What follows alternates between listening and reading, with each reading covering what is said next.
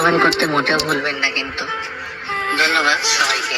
এর আশ্রয় কন্যা কবুল বলবে এমন সময় গুলির শব্দে সবাই ভয় শত দরজার দিকে তাকায়। সিজন কয়েকজন গুন্ডা পান্ডা নিয়ে কন্যা ফারিনের দিকে এগিয়ে আসছে। ফারিন ভয়ে নিজেকে গুটিয়ে নিচ্ছে। সিজন হাঁটতে হাঁটতে ফারিনের সামনে এসে দাঁড়ায়। সিজন সামনে আসলে ফারিন মাথা নিচু করে সিজনের দিকে তাকানোর সাহস তার নেই। বিয়ের সাথে তোকে খুব সুন্দর লাগছে। এভাবে দেখার খুব ইচ্ছা ছিল, কিন্তু চেয়েছিলাম এভাবে আমার জন্য সাজবি, কিন্তু না, অন্যের জন্য সাজবি। খুব কষ্ট পেলাম আমি, খুব কষ্ট দিলি আমাকে। ফারিনের বাবা মাসুদ ইকবাল এমন সন্ত্রাসী আগন্তুককে দেখে রেগে যায়। এইসবের মানে কি? কে তুমি? আর আমার নাকি এইসব কেন বলছো? আপনি আমাকে চিনবেন না আঙ্কেল, তবে সরি আঙ্কেল, আপনার মেয়ের বিয়ে এই ছেলের সাথে হচ্ছে না। হোয়াট? তোর সাহস কত বড়? তুই আমার বিয়ের আসর থেকে আমার বউকে বলছিস আমার সাথে তার বিয়ে হবে?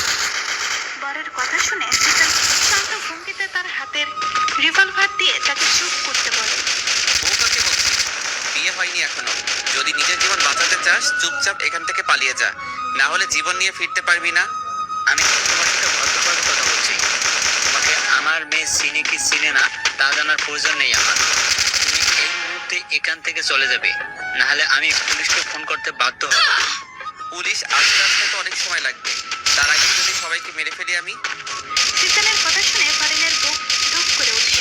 সিজন এবার ফারিনের হাত ধরে। ফারিন বাধা দেয় না। চল আমার সাথে। সিজন স্টেজ থেকে ফারিনকে টেনে ওঠায়। ফারিনের বাবা সিজনের সামনে এসে দাঁড়ায়। আমার মেয়েকে নিয়ে যেতে দেবো না তোমাকে। ও আঙ্কেল, তাহলে তো আপনাকে বাঁচিয়ে রাখবো না।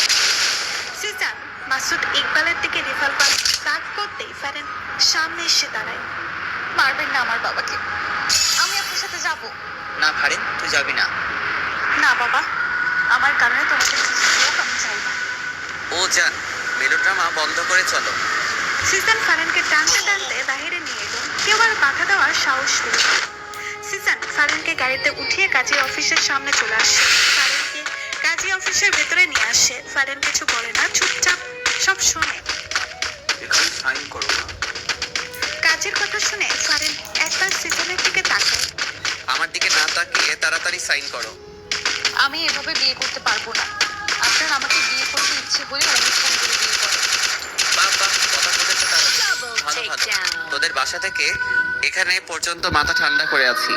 আমার রাগ উঠাইস না, রাগ উঠালে সবকিছু আমি লন্ডভন্ড করে ফেলবো। আমার ভালো দিকটা দেখেছিস, খারাপ দিকটা এখনো তোর অজানা। খারাপ দিকটা জানলে সেটা তোর জন্য ভালো হবে না। সাইন কর। মনে তো হচ্ছে মেয়ে এই বিয়েতে রাজি। আপনি মেয়েটাকে জোর করে বিয়ে করছেন? কাজী সাহেব, আপনি চুপচাপ আপনার কাজ করুন, বেশি মাতব্বরগিরি করতে আসবেন না। সিজন ফারিনের দিকে রাগে চোখে তাকাতেই ফারিন সাইন করে দেয়। সিজন গুন্ডা পান্ডাদের বিদায় দিয়ে ফারিনকে নিয়ে গাড়িতে উঠে। সিজন চুপচাপ ড্রাইভ করছে। পাশে একজন কখন থেকে যে আর চোখে তাকে দেখছে সে খেয়ালটুকু তাই নেই। ফারিন মনে মনে, এই হ্যান্ডসাম ছেলেটা আজ থেকে আমার সামনে, রাগী ফেসে কি কিউট লাগছে। সিজন ফারিনের দিকে তাকায়। কি সমস্যা? এভাবে তাকিয়ে কি দেখছিস? ছেলে মানুষ জীবনে দেখিসনি মনে হয়। বেহায়া মেয়েরটা সামনে টাকা। সিজনের কথা শুনে ফারিনের লজ্জায় মরে যেতে ইচ্ছে করছে। সিজন তাকে বেহাইয়া মেয়ে বলছে, ওর বলতে ইচ্ছে করছে আমার জামাইয়ের দিকে সারাক্ষণ তাকিয়ে থাকবো, তাহলে দৌড়ি। হ্যাঁ, জোর করে বিয়ে করার পরেও কেন সিজনের বিরুদ্ধে ফারিনের কোনো অভিযোগ নেই। সিজন ফারিনকে নিয়ে নিজের বাসায় চলে আসে। দরজার সামনে দাঁড়িয়ে কলিং বেল বাজায়। কিছুক্ষণ পর চাচা এসে দরজা খুলে দেয়। চাচার দুই হাতে লুঙ্গির কুচি ছিল, হয়তো সময়ের অভাবে লুঙ্গির কুচি দেওয়া হয়নি। চাচা লুঙ্গির কুচি ছেড়ে দুই হাতে চোখে ডলা দেয়, যেন সে অবাক করার মতো কিছু দেখছে। তাই এখন নিজের চোখকেও বিশ্বাস করতে পারছে না। আর ওইদিকে চাচার লুঙ্গি সুযোগ পেয়ে নিচে পড়ে যায়। ফারিন চোখ বড় বড় করে তাকায়। সিজন ফারিনকে ধরে ঘুরিয়ে পেছন দিকে ঘুরিয়ে দেয়। সিজন রাগে চোখে চাচার দিকে তাকায়। চাচা, তোমারে না বলছি লুঙ্গি না পরতে? যার তার সামনে খুলে যায়। এই লুঙ্গি কেন পরো তুমি? শাট আপ ভাতিজা, আমার লুঙ্গি খুলবে নাকি ঝুলে থাকবে সেটা আমার দেখার বিষয়। তুই লুঙ্গি নিয়ে নাক গলাবি না। এতক্ষণে জুরিনা এসে হাজির হয়। চাচার দিকে তাকিয়ে ছি করে, আরেক দিকে তাকায়। চাচা, আপনি এসব কি শুরু করছেন? যখন তখন লুঙ্গি খুলে বসে থাকেন, এমন জন্য আমি কিন্তু আর থাকবো না, চলে যাবো।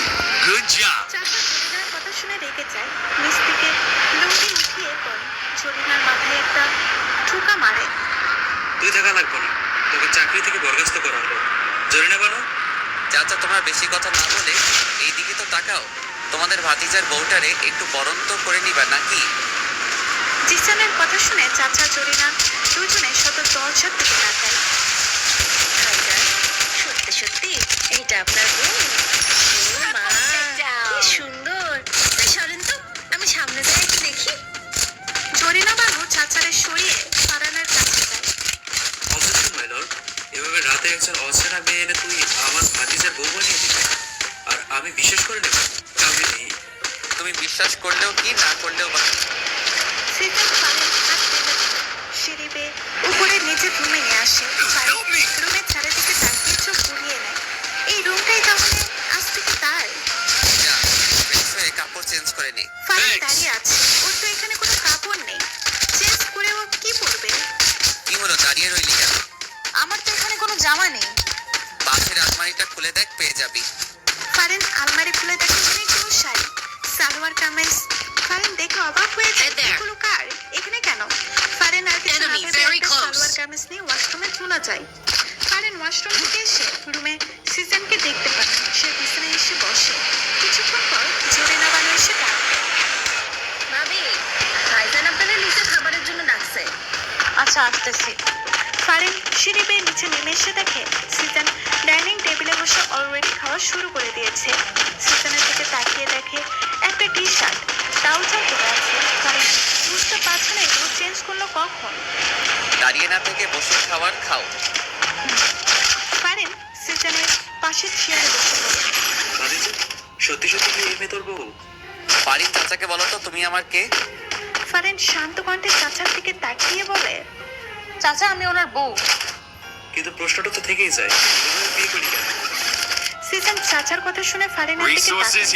ফারেন মাথা নিচু করে ফেলে। আসলে ওর বাবা ওকে অন্য জায়গায় বিয়ে দিয়ে দিচ্ছিল, তাই আমরা পালিয়ে গিয়ে বিয়ে করে ফেলি। আমার এত হ্যান্ডসাম সুন্দর ভাতিজাকে তার পছন্দ হয়নি? কানা নাকি? আরে, তোমার বাবা কানা নয় তো আবার? না চাচা, তা না। খাওয়া শেষে সিজন উপরে নিজের রুমে চলে যায়। ফারেন কি বলবে কিছু বুঝতে পারছে না। তারপরেও এক প্রকার সাহস নিয়ে রুমে চলে আসে। সিজন বিছানায় বসেছিল। ফারেনকে দেখে বিছানা থেকে উঠে ফারেনের দিকে এগিয়ে আসে। সিজনকে এগিয়ে আসতে দেখে ফারেন ভয়ে ঝিম মিলে উঠে পড়ে। ফারেন পিছাতে দেওয়ালে এসে বাধা পায়। সিজন ফারেনের একদম কাছে চলে যায়। ফারেনের কোমরে হাত দিয়ে ফারেনকে নিজের সাথে মিশিয়ে ফেলে। ফারেনের পুরো শরীরে স্বপ্নতার মতো অনুভূতি হয়। সে স্থির হয়ে দাঁড়িয়ে থাকে। সিজন ফারেনের কোমরে এক চাপ দেয়। ফারেন আহ করে শব্দ করে ওঠে। সিজন ফারেনের ঠোঁটে আঙুল দিয়ে চুপ করিয়ে দেয়। হুশ, নো সাউন্ড। সিজন কথাবার্তা চলে for the হুশ করে arsenal. ফারেনকে কোলে তুলে দেয়। ফারেন কিছু বলতে চাইলে সিজন সে সুযোগ দেয় না। High level ফারেনের helmet ঠোঁট here. জোড়া নিজের ঠোঁট জোড়া দিয়ে বন্ধ করে দেয়। এক নতুন অনুভূতি ফারেনের মনে আগ্রহ হয়, যে অনুভূতির সাথে সে পূর্ব থেকে পরিচিত। সে আবেশে চোখ বন্ধ করে ফেলে। সিজন ফারেনকে কোলে নিয়ে বিছানায় শুয়ে দেয়। ফারেনের ওড়নাটা টান দিয়ে সরিয়ে ফেলে। ফারেনের ঠোঁট জোড়া নিজের আয়ত্তে নিয়ে আসে। ফারেনের দুই হাত সিজন নিজের দুই হাত দিয়ে বিছানায় চেপে ধরে। হঠাৎ করে সিজন ফারেনের কাছ থেকে দূরে সরে আসে। ফারেনকে টান দিয়ে বিছানা থেকে উঠিয়ে দেয়। যা নিচে বিছানা করে ঘুমা। সিজন ফারেনের দিকে বালিশের একটা কাঁথা ছুঁড়ে মারে। ফারেন কিছু বুঝতে পারে না। হঠাৎ করে কি এমন হলো যে তার সাথে এমন হলো? ফারেন চোখে বৃষ্টির নামবে নামবে এমন অবস্থা যা সিজনের চোখ এড়ায়নি। একদম ঢঙের কান্না কাঁদবি না, যেটা করতে বলেছি সেটা করে শুয়ে পড়। ফারেন কাঁথা বালিশ নিয়ে নিচে চুপচাপ শুয়ে রইল। সে এখন বুঝতে পারছে কেন সিজন এমন করছে। যখন ভালোবাসতে চেয়েছিল তখন তো সে সাড়া দেয়নি। এখন তো সে সিজনের ভালোবাসা পাওয়ার যোগ্যই না। ফারেন এসব ভাবতে ভাবতে ঘুমিয়ে পড়ে। গভীর রাত, রুম অন্ধকারে তলিয়ে আছে। সিজন বালিশের নিচ থেকে ফোনটা নিয়ে টর্চ অন করে। সিজন বিছানা থেকে নেমে ফারেনের কাছে গিয়ে বসে। ঘুমন্ত ফারেনকে অসম্ভব ভালো লাগছে সিজনের কাছে। সিজন ফারেনকে কোলে তুলে নেয়। ফারেন একটু নড়ে ওঠে। সিজন ফারেনকে বিছানায় নিয়ে শোয়। ফারেনকে জড়িয়ে ধরে নিচেও পাশে এসে শুয়ে পড়ে। সকালে ঝলমলে রোদ জানালা ভেদ করে ফারেনের চোখে মুখে এসে পড়ে। ফারেনের ঘুম ভেঙে যায়। আড়মোড় ভেঙে বিছানায় উঠে বসে। হঠাৎ করে ফারেনের মাথায় আসে সে বিছানায় কেন? সে তো রাতে নিচে ঘুমাচ্ছিল, বিছানায় এলো কিভাবে? ফারেনের মুখে এক চিলতে হাসি ফুটে ওঠে। নিশ্চয়ই সিজন এনেছে, সিজন ছাড়া আর কেই বা আনবে। ফারিন হাসি মুখে ফ্রেশ হয়ে যায়। ওয়াশরুম থেকে রুমে আসতে নিচ থেকে চিৎকার চেঁচামেচির আওয়াজ শুনতে পাই। ফারিন তার বাবার কণ্ঠ শুনতে পাই। ফারিন রুম থেকে বের হতে নিলেই সিজন সামনে এসে পড়ে। বাবা এসেছে? সাথে পুলিশ নিয়ে এসেছে আমাকে ধরে নিয়ে যাওয়ার জন্য। আমি তার মেয়েকে বিয়ের আসর থেকে জোর করে তুলে এনেছি। পুলিশ তো আনবেই। এখন কি হবে? কিছুই হবে না। তুই নিচে গিয়ে সবার সামনে বলবি আমি তোকে জোর করে তুলে আনিনি, তুই স্বেচ্ছায় আমার সাথে এসেছিস। এই যদি বিপরীত কিছু বলিস তাহলে তোর বাবার সাথে খুব খারাপ কিছু হয়ে যাবে। আচ্ছা। সিজন ফারিনকে নিচে নিয়ে চলে আসে। ফারিনকে দেখে তার বাবা দৌড়ে ফারিনের কাছে আসে। আরে এই শয়তানটা তোর সাথে খারাপ কিছু করেনি তো? অফিসার, এক্ষুনি এই শয়তানটাকে অ্যারেস্ট করুন। কেন অ্যারেস্ট করবে? তুই আমার মেয়েকে জোর করে তুলে এনেছিস। শ্বশুর মশাই, আমি আপনার মেয়েকে জোর করে তুলে আনিনি। আপনার মেয়ের মুখ থেকে শুনুন। আরে মা, তুই বল ও তোকে তুলে এনেছে। না বাবা, ও আমাকে তুলে আনেনি। আমি ওকে ভালোবাসি, তাই আমি নিজের ইচ্ছায় ওর সাথে এসেছি। আর এখন ও আমার স্বামী। আমি এখন থেকে এখানে থাকবো। সিজন অবাক চোখে ফারিনের দিকে তাকায়। ও তো এত কিছু বলতে পারে না, তাহলে ফারিন এইসব কেন বলছে? আরে তুই কি বলছিস এসব? নিশ্চয় শয়তানটা তোকে ভয় দেখিয়েছে। না বাবা, ভয় কেন দেখাবো? এইবার সিজন মুখ খুলল। শুনলেন তো অফিসার, আর কোনো কথা থাকতে পারে না। আপনারা প্লিজ এবার যেতে পারেন। পুলিশ অফিসার সহ ফারিনের বাবা হতাশ হয়ে চলে যায়। সিজন ভেবেছিল এবার হয়তো ফারিন কেঁদে একাকার করবে, কিন্তু না, তেমন কোনো লক্ষণই দেখতে পেল না। ফারিন সিঁড়ি বেয়ে রুমে চলে যায়। পেছন পেছন সিজন ও ফারিনকে রুমে দেখতে না পেয়ে সে বেলকনিতে চলে যায়। তোকে তো আমি এত কথা বলতে বলিনি। সিজনের কণ্ঠ শুনে ফারিন সিজনের দিকে না তাকিয়ে জবাব দেয়, শুধু ওই কথাটা বললে হয়তো কথাটা মজবুত হতো না, কিন্তু এখন অনেক মজবুত হয়েছে। তারাও আর আমাকে এখান থেকে নিয়ে যেতে পারে। সিজন ফারিনের কথা শুনে কিছু না বলে পেছন থেকে এসে ফারিনকে জড়িয়ে ধরে। ফারিনের চুলে মুখ ডুবায়। ফারিন হালকা কেঁপে ওঠে। সে স্থির হয়ে দাঁড়িয়ে আছে। তোমার পিছনে কথা বললাম, কতবার যে ভালোবাসি বললাম, কিন্তু তুমি আমাকে পাত্তাই দিলে না। একটু ভালোবাসলে না, কি করলে? অন্য কাউকে বিয়ে করার জন্য বিয়ের আসরে বসেছিলে। কেন এমন করলে ফারিন? ভালোবাসা না ঠিক আছে, কিন্তু অন্য কাউকে বিয়ে করবে এটা তো আমি মানতে পারবো না। ভালোবাসি তো, অন্য কারো কিভাবে হতে দেই?